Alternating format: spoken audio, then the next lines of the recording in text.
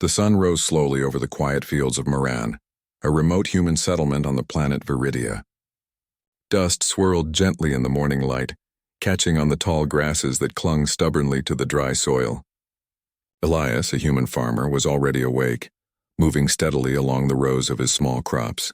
He wiped sweat from his brow with a calloused hand and inspected the soil, pressing it between his fingers. The land was harsh, unforgiving, and every harvest was a small miracle. Yet despite the struggles, Elias felt pride. He had planted life where few others dared. From above, a shadow fell over the fields. Elias looked up and saw a craft hovering silently in the sky. Its shape was sleek and elegant, a design that spoke of power and wealth beyond anything humans had achieved. The air shimmered around it as it descended, and a faint hum of alien energy filled the valley. Farmers and workers paused, their eyes wide with a mix of fear and awe. This was no ordinary visit. This was the arrival of royalty. The craft's doors opened with a hiss and a figure stepped out. Princess Lysera, the young heir to Viridia's throne, moved with a grace that seemed almost unreal. Her skin gleamed with a soft pale hue, her eyes sharp and observant. She was dressed in the flowing garments of her people, adorned with symbols that glimmered faintly, showing her status and authority. As she walked across the fields, she scanned the human workers with a critical eye, her lips curling into a faint, sneering smile. "Look at this," one of her aides whispered, almost too quietly for Elias to hear. "These creatures call themselves farmers. They scrape life from barren soil while our cities float in the skies. How laughable." Lysera's gaze fell on Elias. He was kneeling beside a small plant, adjusting the makeshift irrigation he had fashioned from scraps and old tubing. His hands were covered in dirt, his clothes worn and patched. Most humans would have bowed or stepped aside in fear. Not Elias. He stood up slowly, meeting the princess's gaze with calm determination. For a moment, silence stretched across the field. The alien princess expected fear, trembling, or awe. She expected submission. Instead, she saw steadiness, even quiet pride. "You there," Lysera called, her voice carrying across the fields. It was clear, musical, but with a sharp edge. "Do you think your pitiful crops will survive the storms that could flatten your homes in hours?" Elias wiped his hands on his pants and stepped closer, standing as tall as his simple frame would allow. "I do not know if they will, Princess," he said honestly. "But I know that if I do nothing, they will not survive at all. We work with what we have. We survive one day at a time." A murmur ran through the other humans. Some whispered that he was foolish, that he was speaking to a princess, a being of immense power. Others watched with wide eyes, inspired by his courage. Lysera tilted her head, regarding him carefully. Most humans would cower or beg for mercy. Most humans would collapse under the weight of alien scrutiny. But Elias, he stood as though the weight of the world had only strengthened him. "You are bold," she said, almost to herself. Then she laughed lightly, a sound like chimes in the wind, though her amusement carried a trace of disdain. "Do you not fear me? I am royalty and you are a mere farmer. You risk everything by standing here so defiantly." Elias shook his head slowly. "Fear is natural," he said, "but fear alone does not protect your home, nor does it grow crops in dry soil. Courage is not the absence of fear. It is acting even when fear is there." The words seemed simple, yet Lysera felt a flicker of something she did not understand, a spark. She had met countless species in her travels, many intelligent, many powerful, but none had looked at her like this. None had dared to speak truth so quietly, yet with such strength. She motioned for her entourage to step forward. A small group of advisors and guards emerged from the hovering craft, their expressions unreadable. They had seen humans before, of course, and always in the same light, primitive, weak, and beneath notice. Now they too studied Elias with cautious curiosity. "Do you even understand what you are saying?" one of the princess's aides asked sharply. "Do you know who you speak to?" "I know exactly who you are," Elias replied. "And I know what I must do. I cannot let fear stop me from trying to save what I care about." Lysera's lips curved into a sharper smile, almost a sneer. "Such conviction," she said, her voice carrying over the fields. "Tell me, farmer, do you think that conviction can protect you from the power of a kingdom?" Elias glanced around at his fields, at the small homes of his neighbors and at the wind-twisted crops. "It is not power that protects us," he said. "It is action, courage, together we survive." For the first time, Lysera paused. Most species spoke in rhetoric, in grand gestures. Elias spoke in reality. His words were not empty. His strength was not in weapons or craft, but in heart and mind. The princess began to walk closer, her eyes narrowing slightly. "Interesting," she murmured. "You humans. You are nothing like I expected. You are fragile yet unyielding. You are weak yet brave. Perhaps there is more to you than I thought." Her words hung in the air, a mixture of challenge and curiosity. Elias did not flinch. He only nodded respectfully, understanding the unspoken test. He knew that this encounter could change the fate of his people, that the smallest mistake could bring disaster. Yet he also knew that standing tall, even in the face of a kingdom's scorn, was the first step toward earning respect. The princess turned to her aides. "Observe him," she commanded. "Watch closely. Perhaps there is value in these creatures after all." The humans around them exchanged glances, their fear mixing with a sense of pride. Elias's calm courage had sparked something in them, a quiet reminder that even in the harshest soil, life could thrive. Elias looked up at the hovering craft, at the gleaming city in the sky that Lysera called home. He knew that the world beyond their fields was vast, powerful, and often cruel. But he also knew that courage could cross any boundary, could bridge any gap between worlds. As Lysera's entourage moved on to inspect the rest of the settlement, she cast one last glance at Elias. Her eyes, sharp and calculating, betrayed the faintest hint of something new, interest. Respect, perhaps, though she would never admit it aloud. For Elias, the morning sun continued to rise over his fields. The wind carried the scent of dry soil and growing crops. The encounter had been brief, but its impact would echo far beyond the small patch of land he called home. A simple farmer standing against a princess had made a mark not just on the world above, but on the hearts of those who would follow. In that quiet moment, Elias understood something important. Bravery was not measured by titles or technology. It was measured by the courage to act, to stand, and to protect what you loved, even when the odds seemed impossible. And in the shadow of a kingdom that looked down on him, he stood taller than ever, ready for whatever trials awaited him, ready to prove that even the smallest humans could shine brighter than the grandest kingdoms. The sun climbed higher over the fields of Moran, painting the land in gold and green. Birds of Viridia flitted across the skies, their wings catching the light as they swooped between the crops. Elias moved along the rows of plants, checking the irrigation lines he had carefully repaired. The water flowed evenly now, nourishing the young shoots. For a brief moment, everything seemed calm, but the calm was deceptive. Above the fields, a soft hum grew louder, and the unmistakable shadow of an alien craft appeared again. The princess had returned.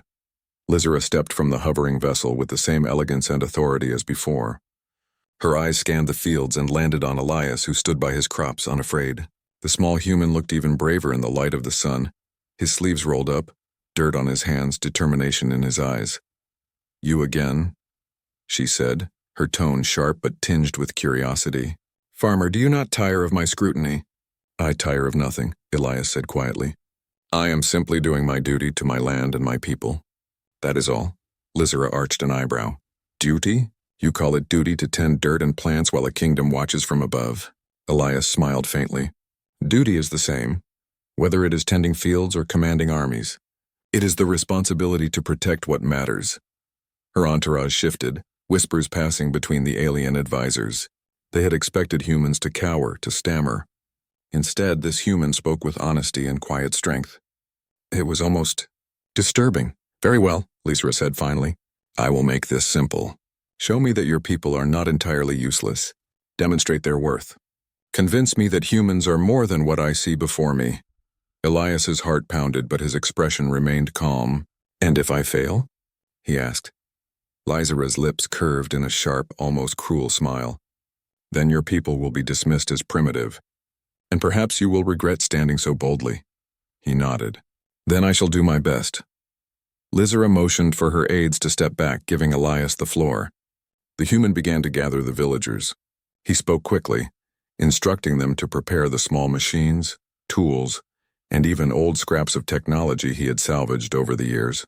His words carried authority, not through power, but through trust. "Work together," he told them. "Show her what humans can do when they refuse to give up." The villagers moved swiftly. They adjusted the irrigation, repaired broken wind pumps, and reinforced the soil barriers. Using scraps and ingenuity, they created small, clever devices to help water the crops efficiently. Elias guided them day. The morning sky over Viridia shimmered with the soft light of twin suns. For the people of Moran, the dawn brought routine, tending crops, repairing tools, and preparing for the day's labor. Elias moved among his fields, checking the irrigation channels he had improved, his hands steady despite the worry that never fully left him. Life was never easy on Viridia, but Elias knew that courage and ingenuity were stronger than fear. Above the horizon, a distant rumble began. At first it was subtle, like the growl of a distant beast. Then the air shimmered and thickened as a dark mass approached, a storm unlike any the humans had seen. Black clouds swirled unnaturally, crackling with strange energy, and the ground trembled with the pulse of its arrival. This was no ordinary storm. It carried with it a sense of danger that even the advanced alien technology of the floating cities might not withstand. From the sky, Princess Lysera watched in alarm. She had encountered cosmic storms before, but this one was different. It pulsed with dark energy, a chaotic force that could rip apart the very crust of the planet. The floating cities shook, alarms blared, and her advisors began to argue frantically. "This is unstable," one shouted. "We cannot protect both the cities and the surface. The humans will be destroyed." Lysera's eyes narrowed. She looked down at the human settlement below, her mind turning to Elias. The farmer had impressed her with ingenuity and courage. Could he do the impossible? Could he lead his people through a threat that even her advanced technology struggled to contain? She descended to the fields, the familiar hum of her craft cutting through the tense air. Elias saw her approach and waited as if expecting this moment. The villagers gathered, sensing the danger but unsure what to do. "You are here again, Princess," Elias said calmly, though his heart raced. "The storm—" "I know," Lysera interrupted. "It is worse than any I have faced. Your people are in danger, human. Tell me, do you have a plan?" Elias wiped his hands on his pants, scanning the sky. The dark clouds loomed closer, crackling with energy that made the very air shimmer. "The storm is too strong for us to face with simple tools alone," he said. "But together, humans and your technology, we might stand a chance." Lysera raised an eyebrow. "You would combine human methods with alien devices?" "Yes," Elias replied. "We have different strengths. Humans can adapt, improvise, and act quickly. Your technology is powerful. If we work together, we might protect the settlement and the fields." The princess hesitated, then nodded. "Very well. You will lead. But know this, failure is not an option. Your people's lives and the fate of this land depend on it." Elias did not flinch. "I understand.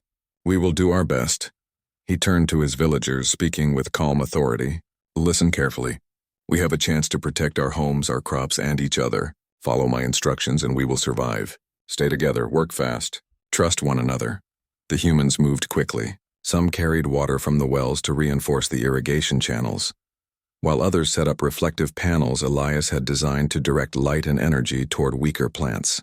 Small wind turbines, repaired from broken machinery, began to spin, feeding energy into makeshift shielding devices that Elias had built. Above, Lysera's aides worked alongside the humans, adjusting energy nodes from her floating craft. At first, they were skeptical, unsure that human hands could achieve anything meaningful. But Elias directed them with precision, showing how human improvisation could complement alien technology. Together, they created a network of energy fields, barriers, and channels to stabilize the crops and buildings. As the storm grew closer, it became clear that it would strike first at the edges of the settlement. Lightning danced unnaturally across the clouds, and the ground shook with violent pulses of energy. A section of the crops near the river was at risk of being washed away by sudden torrents of acidic rain. Elias acted immediately. "Move the water channels. Use the reflective panels to redirect the energy. Reinforce the soil with whatever you can find." The villagers obeyed without hesitation. Small humans climbed over barriers carrying rocks and sandbags, weaving them into protective walls. Children helped by passing tools, following Elias's calm but firm instructions. Lysera watched from above, her arms crossed. She could see the humans' courage, their determination, and their ability to act under pressure. She had always believed that strength lay in technology and power, in lineage and authority. Now she began to understand that human courage could be just as formidable. Hours passed. The storm raged with fury, striking the settlement with bursts of dark energy and wind that could have destroyed weaker structures. Yet every attack was met with human ingenuity. Water channels diverted torrents, energy shields absorbed destructive pulses, and small barriers prevented soil erosion. At one point, a lightning bolt struck dangerously close to one of the human-built energy nodes. A villager screamed, frozen with fear. Elias ran forward, carefully stabilizing the device with his hands. Sparks flew and the air hummed with energy, but he did not falter. "Stay calm," he shouted. "Focus on what you can do, not on what you fear. We are stronger together." Lizera felt a flicker of admiration. She had never expected a human to move so boldly in the face of danger, to act with precision and calm, when even her most advanced engineers might hesitate. This farmer, she realized, was more than simple courage. He was leadership, ingenuity, and resilience combined. By evening, the storm's center approached the settlement. Black clouds churned with fury and the air was thick with energy. The humans were exhausted, but Elias did not allow them to give up. "One last push," he said. "Focus on the central energy node. If we can stabilize it, the rest will hold." The humans worked together, following his instructions with precision. Even some of Lizera's aides joined in, adjusting alien energy conduits to complement the human-made barriers. Sparks flew, water splashed, and the wind tore at everything in its path. But slowly, methodically, the humans and aliens stabilized the central node. A final burst of energy shot through the storm, and the black clouds began to break apart. The wind softened, the lightning faded, and the tremor subsided. The settlement had survived. Crops were damaged, but nothing was lost beyond repair. Human ingenuity, combined with alien technology, had saved the day. Lizera descended to the fields once more. She stood silently watching Elias as he checked the barriers and reassured his people. The human's hands were scratched and dirty, his clothes torn, but his eyes shone with determination. He had not bowed, not faltered, not failed. "You humans," she said finally, her voice quiet, almost thoughtful. "You are remarkable. I underestimated you. Perhaps courage is not only about standing against kings or armies. Perhaps it is about standing when everything is against you, and refusing to let fear dictate your actions." Elias bowed slightly. "Courage is not about being fearless. It is about acting when fear is real. It is about protecting what matters, even when the odds seem impossible." The princess regarded him silently. For the first time, she did not see a weak species. She saw determination, ingenuity, and the spark of bravery that could withstand storms greater than any she had imagined. The humans of Moran cheered softly, exhausted but proud.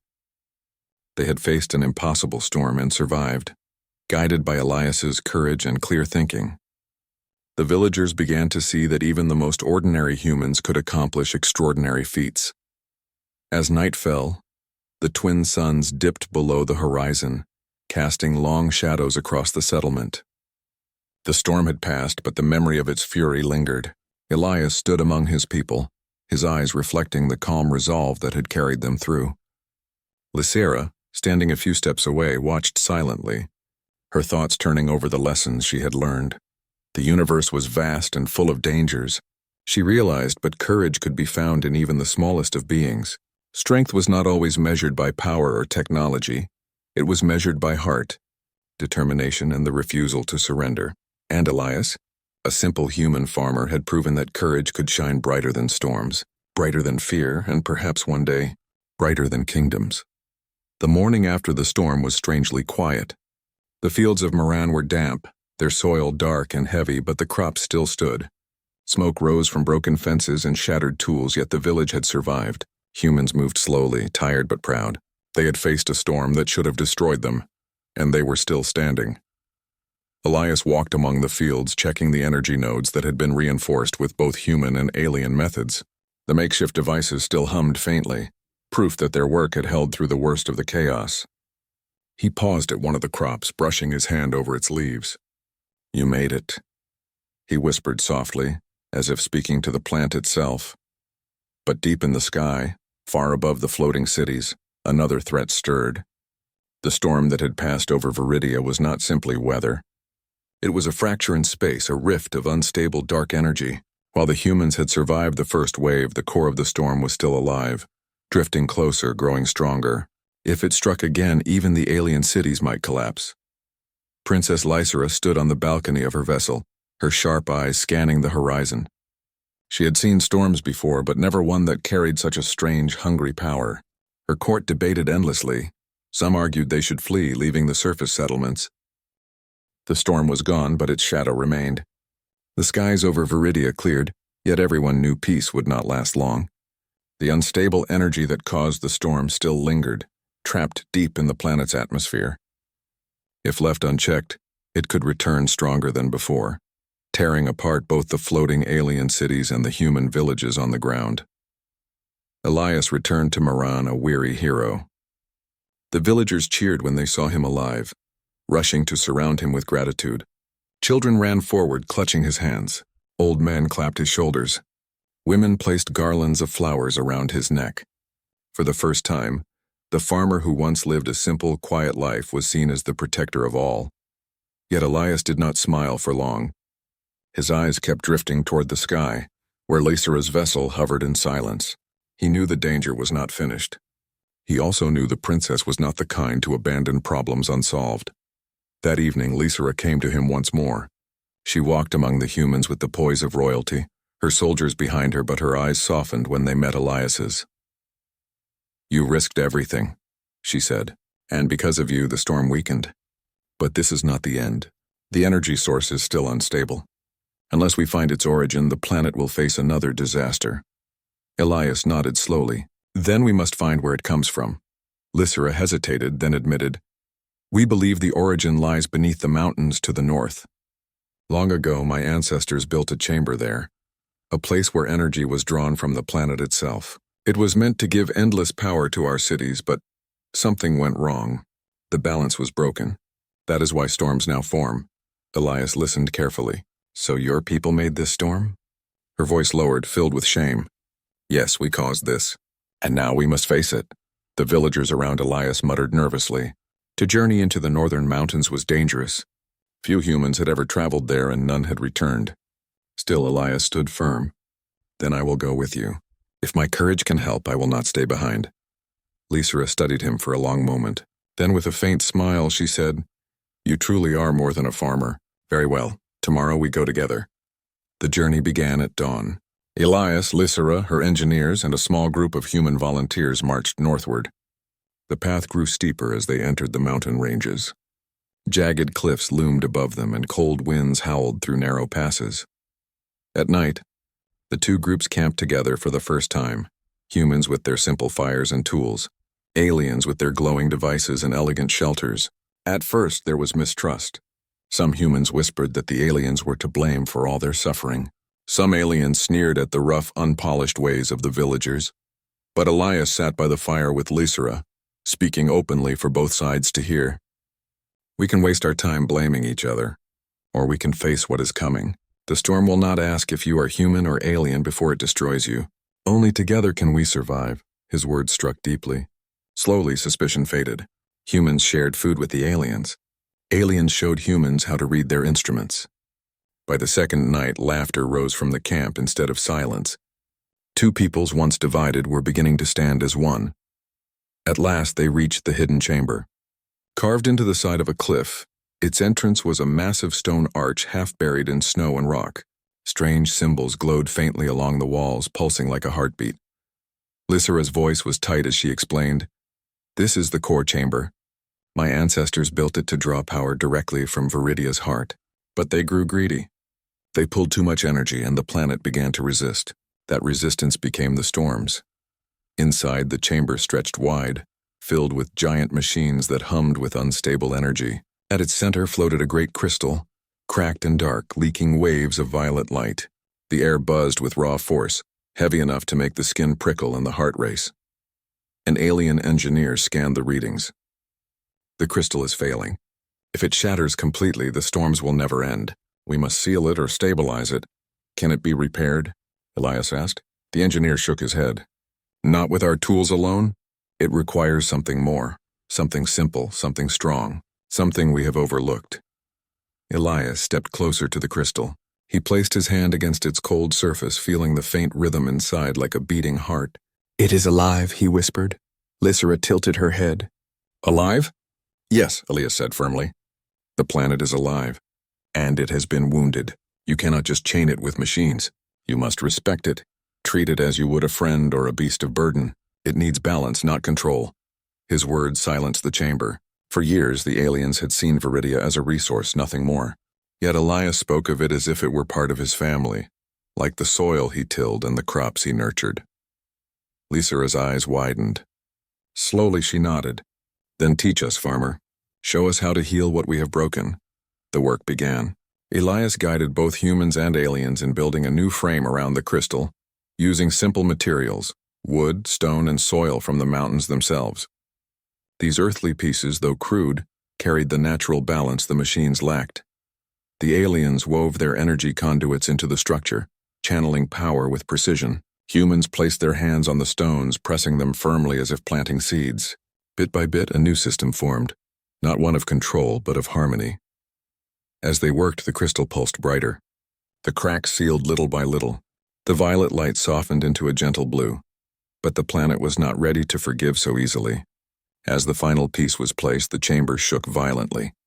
A surge of energy burst outward, throwing many to the ground. The crystal screamed with a sound like thunder, testing their resolve.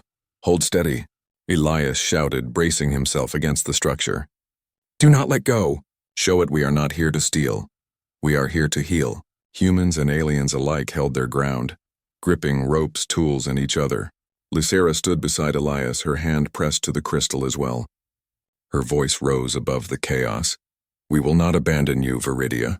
We will share your strength, not take it. The trembling slowed. The storm of energy eased, and at last the crystal glowed with a warm, steady light, whole once more. Silence filled the chamber. The storm shadow lifted from the planet. The air felt clean, alive, hopeful. Elias lowered his hand, his body shaking with exhaustion. Lysera turned to him, her eyes shining not with pride but with respect. You were right, she whispered. You healed what my people could not. Not with machines, but with heart.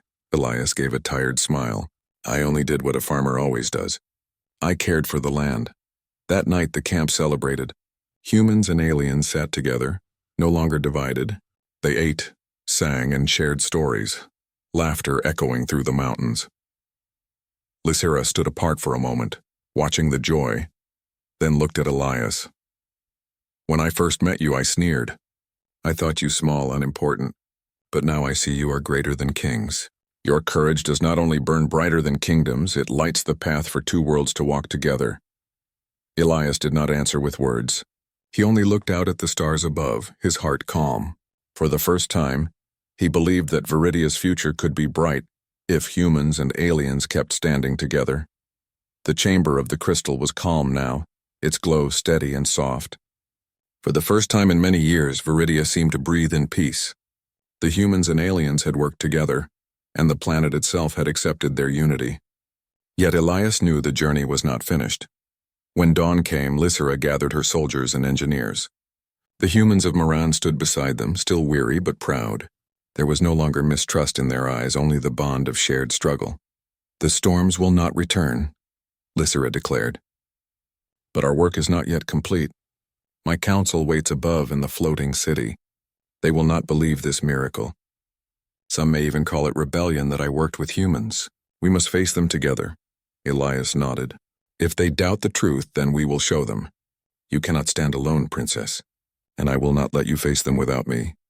Her lips curved in the faintest smile. Then let us face them side by side. The vessel carried them upward into the skies. For Elias, it was the first time he entered the floating city itself. He stepped out into a world of shining towers, bridges of light, and halls carved from glass and silver. Everything felt sharp and perfect, but also cold, like a kingdom built to keep itself above the earth rather than part of it. At the center of the city rose the grand hall of the council.